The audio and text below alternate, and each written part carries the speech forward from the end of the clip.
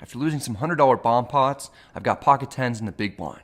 My opponent has two cards that I can't see in the small blind since they're unfortunately face down, making my job a lot tougher. He limps in for 40, I raise to 200. Small blind calls, it's heads up and we're in position. The flop comes ace 5-4 with two spades, not particularly good for us. We have second pair without the ability to improve much going forward. Small blind checks, I check back for pot control. The turn is the 9 of clubs. Small blind went through a period of time in high school and college when he experimented with pot, control, but he's grown out of that phase. He bets 500. My hand is under-repped. I call to avoid being exploited. The river is another 9. All the major draws miss like spades, and hands like 8-7 and 7-6. The opponent is a crossing guard's worst nightmare because he isn't slowing down. He bets 1500. This puts me in a pretty uncomfortable spot. There are quite a few things going through my head, and the first is that I beat a ton of bluffs, even a hand like 5-4 that got counterfeited. The problem with calling here is that I really don't want the opponent to show me that he took me to Value Town with some kind of weak ace, figured that I'd have the exact hand that I have, or kings through jacks. He shouldn't have a strong ace himself since he limped in. I can actually have some really big hands and play it the same way up to this point, like quad 9s, aces full of 9s, 9s full of aces, trip 9s, and ace king. The opponent has about 5k total. I've actually never had a 5k flag in my stack before this session. I'm feeling patriotic. Let's put it to use in order to send a message. This might be a big game for me, but I came to play.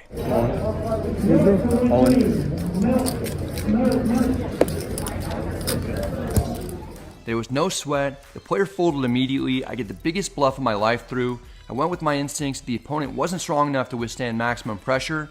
We likely had him beat though, which is why calling would have been perfectly fine, especially since I didn't have a blocker to 10-9 of spades. Still, there's some small chance that he folded something better. It doesn't matter anymore. We come out victorious and have over 17,000 in the stack. Next we're dealt ace king offsuit in the big blind. The cutoff opens to 140 with 3,500 total in front of him. He's the same player that I beat when I pocket queens earlier. I'm gonna make this more. Pay attention because things escalate quickly from here. 600? 600. Call. Call. What do you want to do? Once? Alright. We're running it once in an all-in pot over $7,000. If I win and cash out, I'll have the largest winning session of my life. For that to happen, I'm gonna need some help from you guys. On the count of 3, let's hit the like button for some extra run good. Ready? 1, 2, 3. The flop is 10-8-6 with 2 hearts. Oh god, we don't even have a heart in our hand. The turn is the 4 diamonds. It's absolutely no help to us unless we improve. The best case scenario is that we're chopping. For those of you who for some reason didn't hit the like button previously, there's still time to do it so that we can get a good river. Unfortunately, the river is the deuce of spades. It's a complete brick. We don't even have a pair. This is why it's not great to get it in pre-flop with ace king. I'm not feeling even the slightest bit confident. Then we hear, by some miracle, ace king is the best hand. The player next to our opponent said that he saw the cutoff jammed with ace jack offsuit. I'm like a young Devin Hester out here catching punts. We ended up getting a great run out, and in the heat of the moment, we didn't even realize it was happening. That's why you get it in with ace king for several thousand pre-flop. I was feeling super confident the entire time. Okay, not really, but I do think it's a tell when someone snap 4-bet jams, which is why I called so quickly. Usually, if an opponent has aces or kings, he'll pause to consider all available options and at least make it look like he has a real decision that he's mulling over in order to invoke lighter calls. When people act without much thought, they're often trying to exude strength to intimidate people into folding. The fact that I 3-bet the hand earlier against them with queens and overbet pot on the flop without getting to showdown, then jammed with 10s in the other hand against a different player without getting to showdown, probably gave off the impression that I make a lot of moves. He might have perceived me as an overly aggressive opponent who could have been 3-betting light. To 4-bet jam ace-jack offsuit, the opponent was likely at the end of his rope dealing with my shenanigans, then ultimately picked a bad time to try and get one through on us.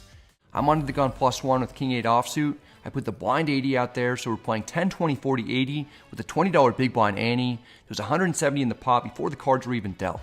The small blind raises to 280. His name's Ping. I played with him the last time the vlog ventured into 10, 20, 40 territory. He's a high stakes cash game and tournament player with over $2 million in live earnings and several major final tables under his belt. Ping has watched a few videos on the channel and was also in Mexico with our group for the 25K heads up event a few months ago. We always chat when we see each other and we're friendly. He's got a good vibe about him. I didn't straddle to 80 to just fold to a single raise when I'll be in position the rest of the hand. I call, we're heads up. The flop comes king 9-6 with 2 diamonds. We've got top pair and a backdoor straight draw with not much of a kicker. The opponent checks. I don't want to get blown off a hand with value. I check back mostly for pot control and a bit for deception. The turn is the 8 of hearts. We improve to somewhat of a hidden 2 pair. There won't be a free river for anyone. The small blind bet's 420.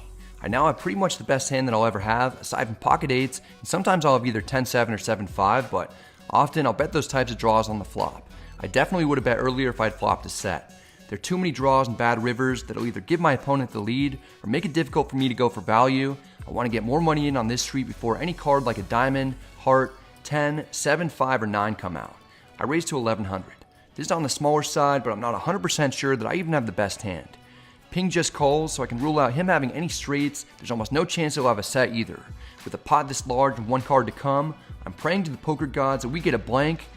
I couldn't be more relieved when I see the deuce of clubs on the river. What an amazing run out and situation that we found ourselves in. I'm sure the raise on the turn looked extremely suspicious after I checked back the flop. There are just so few value hands that I'll have, and way more semi-bluffs that have now missed. Small blind checks. He's seen me overbet big with missed draws in the past. I'm gonna do it here for value. I bet 3,500. 35. if I get called, this spot will be well over $9,000. I don't think that I've ever actually bet this much for value without going all in. In this case, I've got piles of money behind. Ping is deep in the tank. I started the hand with 20,000 and Ping has me covered. If he somehow shoves here, that'd be the most disgusting thing that I've ever experienced in poker. It looks like he has a very difficult decision though. He's probably replaying hands that he's seen me play in the past, whether it's in person or on video. As more time passes, I'm rooting more and more for a call. It's really difficult to piece together exactly the type of hand that he'll have. Could he be holding king jack or king 10, or maybe queens through 10s? Anything better, I think he snap calls. Even for a higher stakes game, this is a big bet, so no one appears to be considering calling the clock. A full 3 minutes of Ping trying to solve the puzzle has gone by. Finally, the opponent comes to a decision. He puts in calling chips. I turn over 2 pair. Ping, understandably, isn't too happy to see it. King 8 offsuit helps me take down the second largest pot that I've ever won. I've run really well against Ping. At some point, he's going to win a huge hand against me, but I beat him for a big one in the previous high stakes session we played, and once more here, so unfortunately he's 0-2 on the channel so far. He's a seasoned player who handles it with a good attitude though.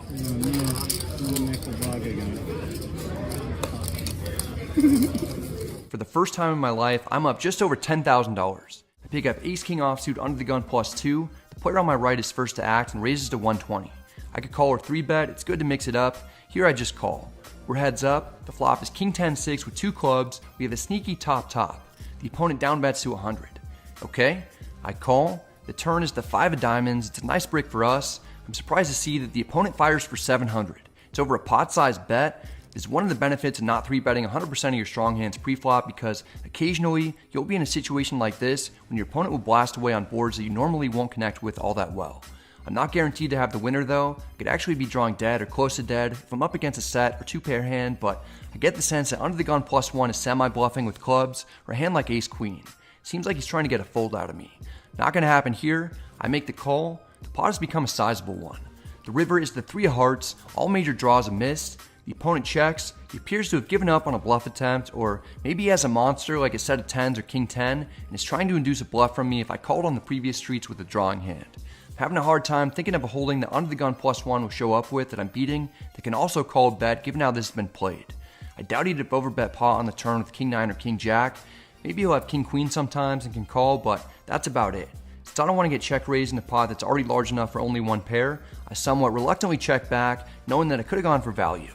The opponent shows that he has ace-queen offsuit with a queen of clubs, which is the type of semi-bluff hand that I suspected he might have. We show that we had him beat the entire way. I'm not doing anything too special. I'm just getting dealt great cards, and more importantly, I've been getting great runouts. Thank you. With this win, I have a massive profit of $11,000. It can be nerve-wracking to take a shot in the higher stakes games. There's a lot of risk. Today, we get rewarded though. It's been a dream session. We've got 26,000 in front of us. It's the most that I've ever had at the table. I play a little longer, but I push myself to the limit.